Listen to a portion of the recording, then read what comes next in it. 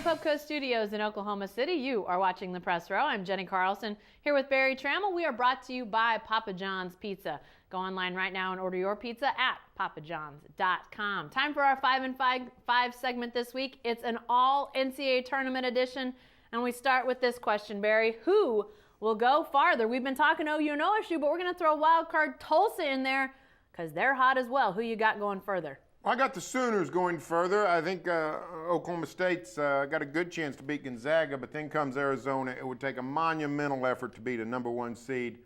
Even if OSU was at full strength with even Michael Cobbins, that would be a difficult assignment.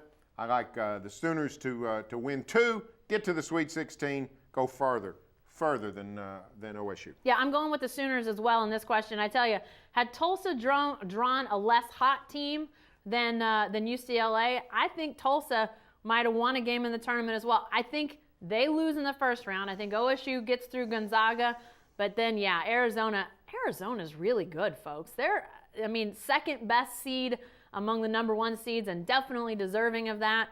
That is going to be a tough game. You know, and here's the thing. If OSU had Michael Cobbins this season, chances are good they would not be a 9 seed playing a 1 seed in the second round. They'd be somewhere in those top 4 seeds, but that didn't happen. They get a number 1 right away. I think OU is definitely dancing into the Sweet 16. All right, what about this one, Barry? What's the number 1 seed with the hardest road to the Final Four? Well, it's clearly Wichita State, and it's not just who they might play, it's where they'll have to play them. If Wichita State gets to the regional final, they very well could have beaten Kentucky in St. Louis and Louisville in Indianapolis. I've been to a regional in St. Louis with Kentucky. Those fans take over the city. It's like a football crowd. There will be 10 to 12, 15,000 Kentucky fans in St. Louis. It'll be nuts. And Louisville fans, only 2.5 hours from Indy, that's going to be a difficult assignment for Wichita State. So forget just the teams they're going to have to beat, but where they have to play them is a tough task for the Shockers. Yeah, I totally agree. That Midwest Regional is going to be a tough road from about the second round or third round, whatever you want to call it, with that first 4-in game now. Those Saturday, Sunday games from there on, it's going to be tough for Wichita State. It's almost not fair, frankly. I didn't think deserved that tough of a road after the season they had, undefeated. I'm not saying they should be the top overall number 1 seed. They did not get that spot. I'm not saying they should have got that spot, but just the tough game after tough game with an undefeated record, I felt like they didn't deserve that, but that's what they got, and they're going to have to go through some landmines to get to that Final Four. All right, Barry, team most underseeded. Who you got in this spot? Well, it's sort of an off-the-wall pick, but I think it's New Mexico. The Lobos, a very solid team. They fall to a 7 seed. I thought they might be in the 5 range, along with fellow Mountain West member San Diego State. The Aztecs get a 4. New Mexico falls to a 7. I didn't have a big problem with much of the seedings, but I thought New Mexico got a raw deal. I thought Louisville was underseeded as well, a team that, not too long ago I thought could potentially be a Final Four team, and frankly, they may be still, but they're coming in a little underseeded. And I know some people have talked about this as well, and I don't think you could have seeded these guys any higher, but Oklahoma State is a 9.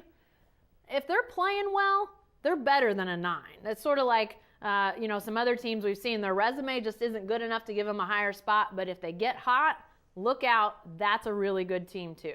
All right, Barry, Cinderella, who's it gonna be? Well, I don't know what glass slippers look like on a lumberjack, but it's Stephen F. Austin. I got the school from Nacogdoches, Texas, going to the Sweet 16.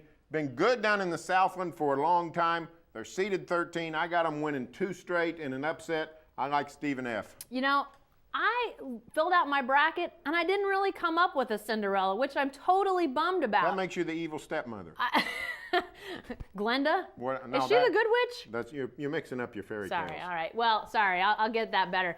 I don't have a Cinderella coming through my bracket, and it's clear there's going to be somebody. So I don't know who it's going to be. I'm kind of excited to see, but I didn't pick any great Cinderella, so I guess we'll have to see who gets that spot, because mine's wide open right now. All right, Barry, lastly, who wins it all? Who wins this year's NCAA tournament? I think it's Florida. The Gators are unbelievably consistent. They've lost 2 games all year, both before December 2nd, both in tough environments at Wisconsin, at Connecticut, both close games. This is a really good team playing at a high level. No superstars, just a great team. Billy Donovan's a proven coach.